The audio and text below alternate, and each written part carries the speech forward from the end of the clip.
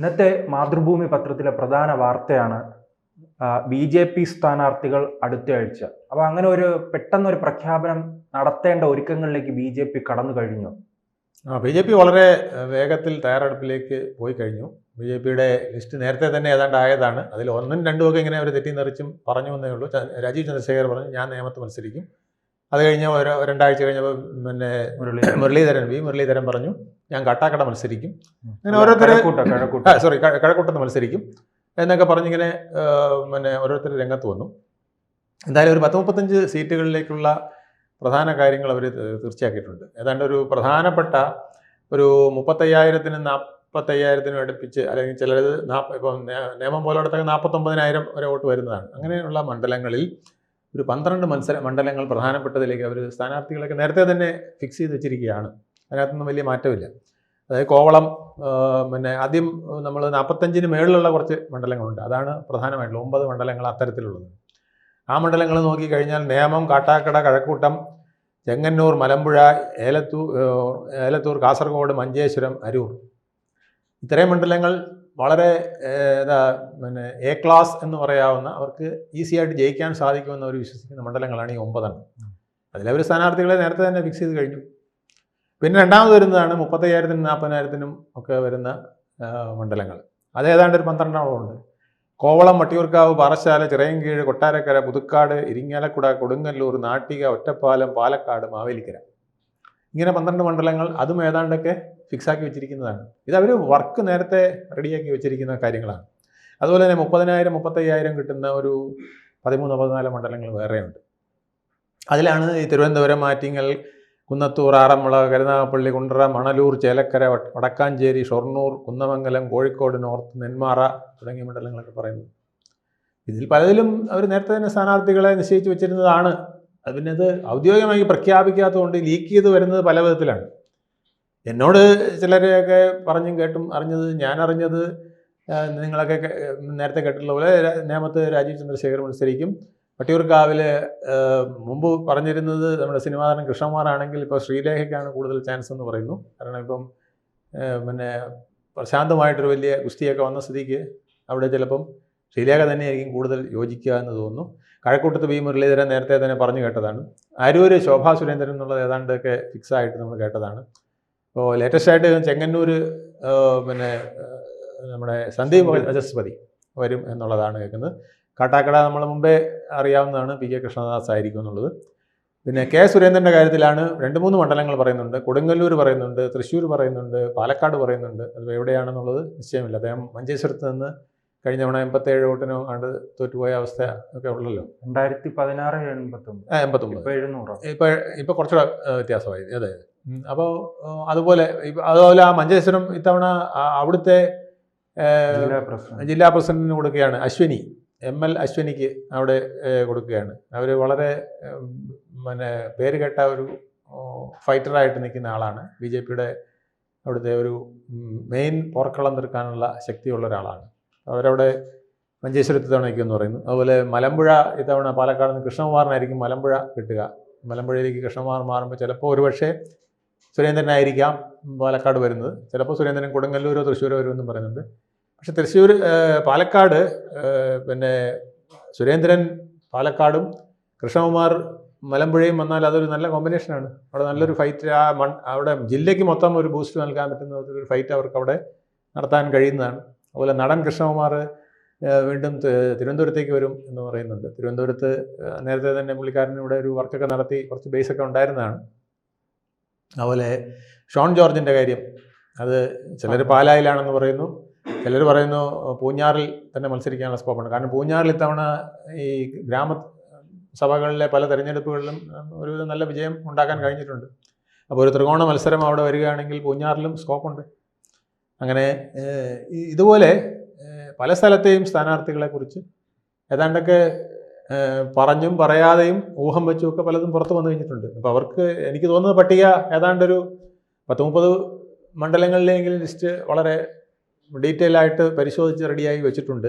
അപ്പോൾ BJP സംബന്ധിച്ചിടത്തോളം വലിയ ബുദ്ധിമുട്ടില്ലാതെ ഇപ്പോൾ വേണമെങ്കിലോ അല്ലെങ്കിൽ ജാനുവരി പകുതിയോടുകൂടിയോ ഒക്കെ പ്രഖ്യാപിക്കുന്നതിന് യാതൊരു വിഷമവും ഇല്ല എന്നുള്ളതാണ് അവരുടെ മുൻകൂട്ടിയുള്ള നീക്കത്തിൽ നിന്ന് കാണുന്നത്. സാർ ഇങ്ങനെ പറയുമ്പോഴും എല്ലാ കാലത്തും UDF LDF തമ്മിലുള്ള ഒരു മത്സരത്തിലേക്ക് കടക്കുകയാണെങ്കിൽ BJPക്ക് വലിയ തിരിച്ചടി ഉണ്ടാകില്ല. ഈ കഴിഞ്ഞ ഈ തദ്ദേശ സ്വയംഭരണ തെരഞ്ഞെടുപ്പ് നോക്കിയാലും UDF LDF തമ്മിലുള്ള ഒരു നേരിട്ടുള്ള പോരാട്ടമാണ് നാം കണ്ടത്. ഇത്തവണ അതിനേക്കാൾ പിക്ചർ മാറിയിരിക്കുകയാണ്. തദ്ദേശ സ്വയംഭരണ സ്ഥാപന തെരഞ്ഞെടുപ്പിനേക്കാൾ വളരെയധികം സിറ്റുവേഷൻ മാറിയിട്ടുണ്ട്. ഇപ്പം നമ്മൾ പാർലമെൻറ്റ് ഇലക്ഷൻ കഴിഞ്ഞിട്ട് അസംബ്ലി ഇലക്ഷൻ വരുമ്പോൾ ചിലപ്പം മാറ്റം വരുന്നതെന്ന് പറഞ്ഞില്ലേ, അതിനേക്കാൾ വലിയ മാറ്റങ്ങൾ ഇത്തവണ വരാൻ സാധ്യതയുണ്ട്. കാരണം ഇപ്പോൾ ശബരിമല ഉള്ള അതിൻ്റെ വിവാദങ്ങൾ UDFിലെ LDFിനെ സംബന്ധിച്ചിടത്തോളം വളരെ ഒരു തളർച്ചയിലേക്ക് അവരെ എത്തിക്കുന്ന വിധത്തിലേക്ക് വന്നിരിക്കുകയാണ്. CPI പ്രതിപക്ഷത്ത് VD സതീശനേക്കാൾ ശക്തമായിട്ട് ഈ ഭരണവിരുദ്ധ വികാരം നിലനിൽപ്പുണ്ട് എന്ന് പറഞ്ഞ് രംഗത്ത് വന്നിരിക്കുകയാണ്. അതിൻ്റെ ഉത്തരവാദി പിണറായി വിജയനാണ് എന്ന് തന്നെ മുഖ്യമന്ത്രിയാണെന്ന് അവർ പറഞ്ഞിരിക്കുകയാണ്. ഇത് ഇത്ര അത് എപ്പോഴാണ് നോക്കണം. അതായത് ഗോവിന്ദൻ മാഷ് AK സെൻറ്ററിലിരുന്ന് പ്രസ്താവിക്കുന്നു, ഇതിൽ ഭരണവിരുദ്ധ വികാരമില്ല, ന്യൂനപക്ഷങ്ങളിൽ ചിലർ ഞങ്ങളെ ഒറ്റിക്കൊടുക്കാൻ ശ്രമിച്ചുകൊണ്ട് വന്ന ഒരു ചെറിയ പാകപ്പിഴയാണ്, ഞങ്ങളതിപ്പോൾ കറക്റ്റ് ചെയ്യും. എന്നിട്ട് ഞങ്ങളിപ്പോൾ തെക്ക് വടക്ക് ജാഥയൊക്കെ ആയിട്ട് ഇപ്പോൾ ഇറങ്ങാൻ പോകണു, കേരളം മുഴുവൻ ചുവന്ന കൊടി കൊണ്ട് ഞങ്ങൾ നിറയ്ക്കും, കേന്ദ്രത്തിനെതിരെ ഞങ്ങൾ മുഖ്യമന്ത്രിയും മന്ത്രിമാരും അടക്കം ഉള്ളവർ ജനുവരി 12-ാം തീയതി നമ്മുടെ പാളയത്തെ രക്തസാക്ഷി മണ്ഡപത്തിൽ വലിയൊരു പ്രക്ഷോഭം സംഘടിപ്പിക്കും, അങ്ങനെ ഞങ്ങൾ സമരത്തിൻ്റെ നായകരായിട്ട് കേരളത്തിലെ മുഴുവൻ രോമാഞ്ചം കൊള്ളിച്ച് ഞങ്ങളുടെ ഭരണം തിരിച്ചു പിടിക്കും എന്ന് പറഞ്ഞതിൻ്റെ നാവടക്കുന്നതിന് മുമ്പേ അപ്പുറത്തുനിന്ന് പാങ്കുവിളി വന്നു കഴിഞ്ഞു CPIയുടെ വക. ഇതെല്ലാം കുഴപ്പത്തിലാക്കിയത്, ഇടതുപക്ഷത്തിലെ മുഴുവൻ വെള്ളത്തിലാക്കിയത് മുഖ്യമന്ത്രിയാണ്. മുഖ്യമന്ത്രിയുടെ താൻ തോന്നിത്തരത്തിലുള്ള ഭരണമാണ് നടന്നത്. LDFിൽ ഒരു വിഷയവും ചർച്ച ചെയ്യാറില്ല, മന്ത്രിസഭയിൽ ഒരു വിഷയവും ചർച്ച ചെയ്യാറില്ല. അവസാനം നടന്ന PM ശ്രീ തന്നെ അതിൻ്റെ ഉത്തമ ഉദാഹരണം.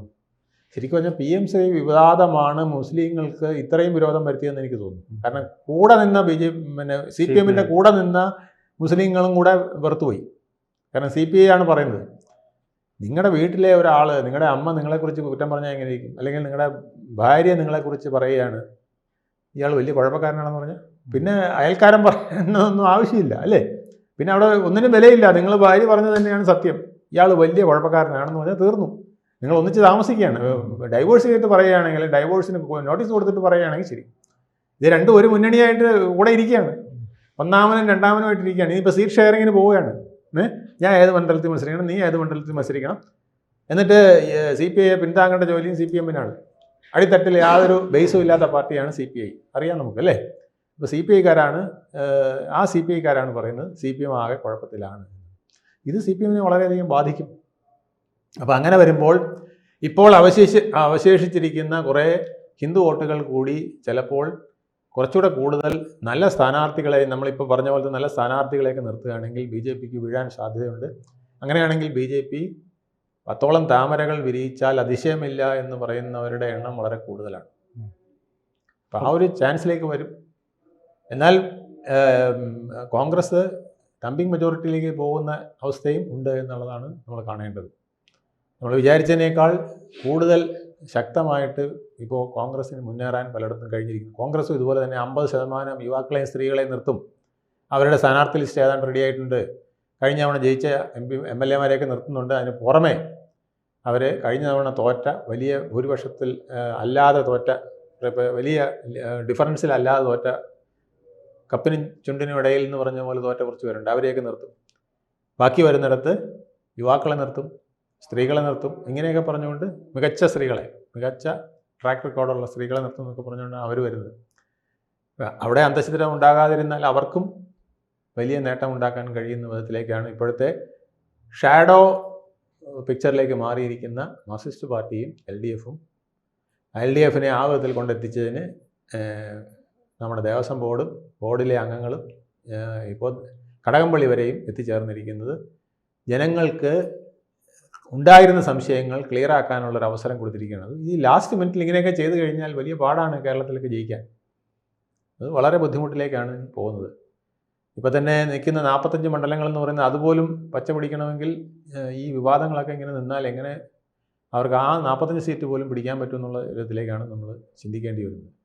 മുമ്പ് നമ്മൾ പറഞ്ഞത് ഇതിനേക്കാൾ 45, 2000, 3000 സീറ്റ് വോട്ടിന് ഡിഫറൻസിൽ ഒരു 10-25 സീറ്റുണ്ട്. അപ്പോൾ 70ലേക്കൊക്കെ എത്താൻ വിചാരിച്ചാൽ സാധിക്കാമെന്നാണ്. പക്ഷേ ഐക്യം ഇല്ലാതായിപ്പോയില്ലേ.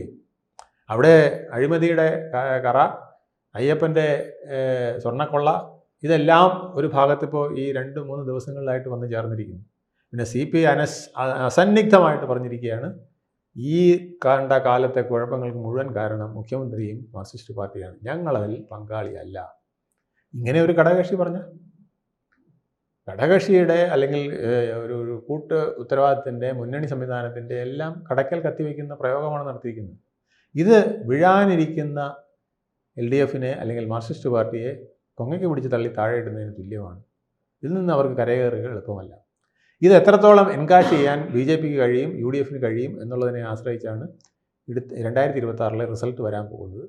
അതുകൊണ്ട് ചില സ്ഥലങ്ങളിൽ, പ്രത്യേകിച്ച് ഹിന്ദു ഭൂരിപക്ഷമുള്ള ഞാൻ ഈ നേരത്തെ പറഞ്ഞ പല സ്ഥലങ്ങളിലും അത് അവിടെ ഒരു മുസ്ലിം കോൺസെൻട്രേഷൻ ഉണ്ടാകുന്നതിൻ്റെ പ്രതിഫലനമായിട്ട് BJPക്ക് കിട്ടുകയാണെങ്കിൽ ഈ പറഞ്ഞ സ്ഥലത്തിൽ പലയിടത്തിലും അവർക്ക് വിജയിക്കാൻ കഴിഞ്ഞെന്ന് വരാം. നല്ല സ്ഥാനാർത്ഥികളെ ഈ പറഞ്ഞ പോലെ നിർത്തുകയാണെങ്കിൽ വിജയം BJPക്കും അതിനേക്കാൾ വളരെ വലിയ ബമ്പർ വിജയം UDFനും ഇപ്പോൾ വരാൻ സാധ്യത കൂടുതലാണ്. കൂടുതൽ വാർത്തകളും വിശേഷങ്ങളും നിങ്ങളിലേക്ക് എത്താൻ ABC മലയാളം സബ്സ്ക്രൈബ് ചെയ്യുക, ബെൽ ബട്ടണും അമർത്തുക.